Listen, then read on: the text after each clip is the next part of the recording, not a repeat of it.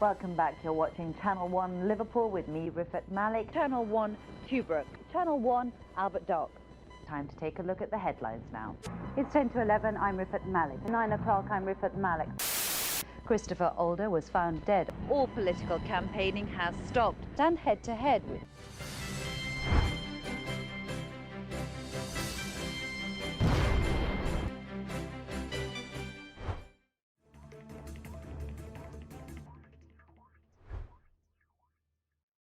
Thank you again, Mr. Derrick Holder, for joining us today on the Muslim Viewpoint. We're glad to have you. Republican Jim Baird is the incumbent for Indiana's 4th Congressional District, where you are running currently as the Democratic candidate. He has held the seat for 5 years. Why do you believe that you would be a better representative for the constituents there?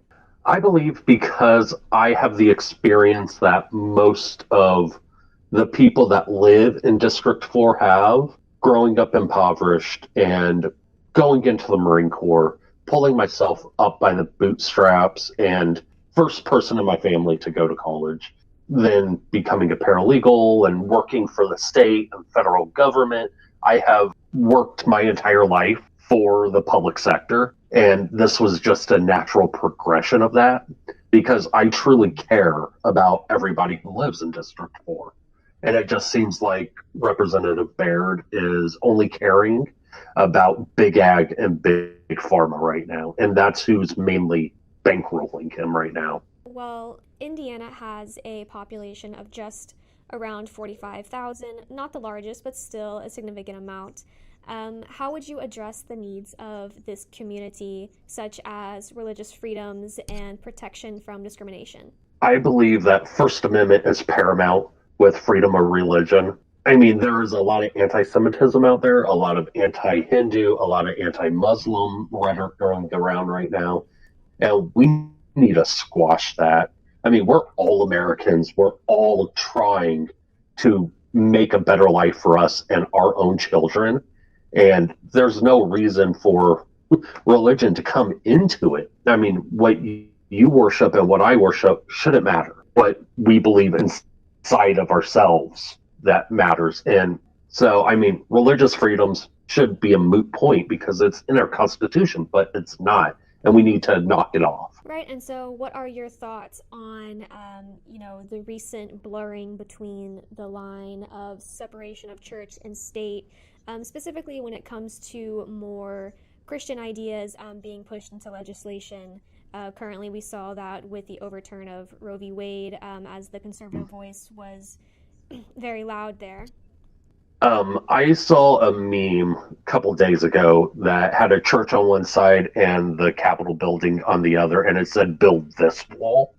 I mean, it's separation of church and state is paramount to our form of government, and religion should have nothing to do with our government, and our government should have nothing to do with our religion.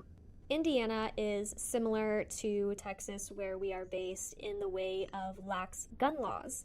Open and concealed carry without a permit for anyone over 21 is allowed. Do you believe that this is the best way to protect communities from possible mass shootings? No. I mean, I am a true believer in the Second Amendment. It's in the Constitution. It's there for a reason. But we have to be smart about it. We have to make sure who is getting their hands on handguns and rifles. And if you're like on the no-fly list, then you should be on the no-buy list. We should have red flag laws. We should stop the allowance of buying a gun in Indiana and taking it across state lines into Chicago. Because our two, Illinois and Indiana, are so linked, especially up in the region, in the Chicago region, that they affect each other. And that is actually making its way to Indianapolis, because Indianapolis is getting a larger crime rate. I mean, we just need to be smarter about our gun laws, and we need to make sure who's actually purchasing the weapons do not have really bad mental issues. Right, yeah, and then you've kind of already touched on it, but can you just maybe further elaborate on what kind of specific legislation you would support concerning gun reform?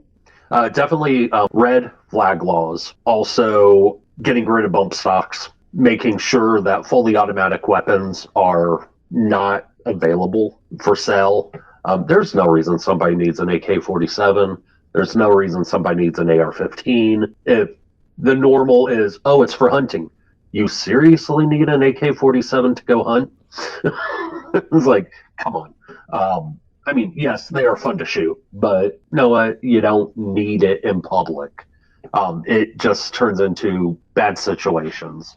And abortion is essentially banned in Indiana, with exceptions for cases of rape, incest, up to 10 weeks, or if the mother's life is in danger. Do you think this ban is appropriate for women No. and families who need this kind of health care outside of these two categories? And, how would you address this? Absolutely not. We need to codify Roe v. Wade in Congress. It is a woman's choice.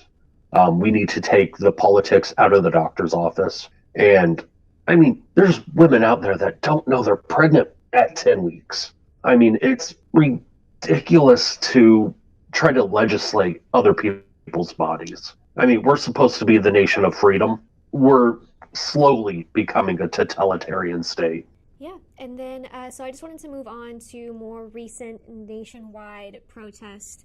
You might be aware of the mass killings in Gaza. A few months ago, students at the Indiana University were arrested for peacefully protesting about this, like so many others were nationwide. Is criminalizing them an attack on free speech? And what are your views on the cause that essentially humanitarian cause they feel so passionate about?